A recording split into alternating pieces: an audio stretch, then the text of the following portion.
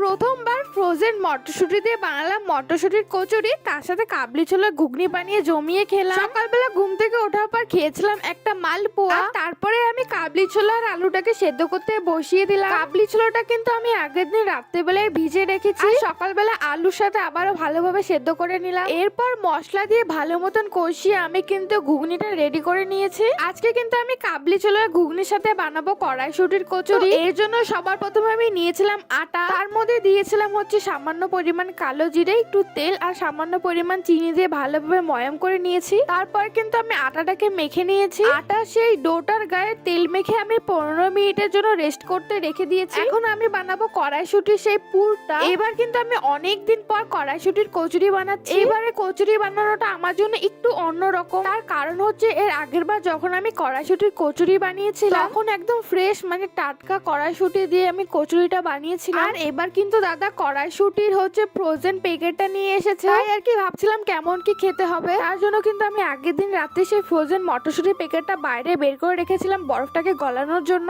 সকালবেলা তো বরফ ভালোভাবেই গলে গেছে। তারপর আমি সেই মটরশুঁটি গুলো মিক্সিতে ভালোভাবে পেস্ট করে নিয়েছি। এরপর কড়াই সে পেস্ট করে রাখা মটরশুঁটিটা দিয়ে তার মধ্যে একে একে লবণ, হলুদ, চিনি, কাঁচা লঙ্কা বাটা দিয়ে ভালোভাবে কষিয়ে নিলে কিন্তু পুরটা রেডি হয়ে যায়। তার মধ্যে আমি দিয়েছিলাম সামান্য পরিমাণ ছাতু। ব্যাস আমাদের পুর কিন্তু রেডি। এরপর আমি আটার মধ্যে সেই পুরটা ভরে বেলে নিলে কিন্তু ব্যাস তৈরি একেবারে আমাদের ফুলকো ফুলকো কড়াইশুঁটির কচুরি। দেখো এখানে কিন্তু আমাদের কচুরি একদম রেডি হয়ে গেছে। আর কিন্তু এটা ঘুগনির সাথে খেতে দারুণ লাগছিল। রবিবারে সকালে বা যে কোনো দিনে এটা কিন্তু তোমরা খেতে পারো, খেতে কিন্তু বেশ ভালো লাগবে। আমার কিন্তু এটা খেয়ে খুবই ভালো লেগেছে, তোমরা ট্রাই করতে পারো। তো দেখা হচ্ছে নেক্সট ভিডিও, টাটা।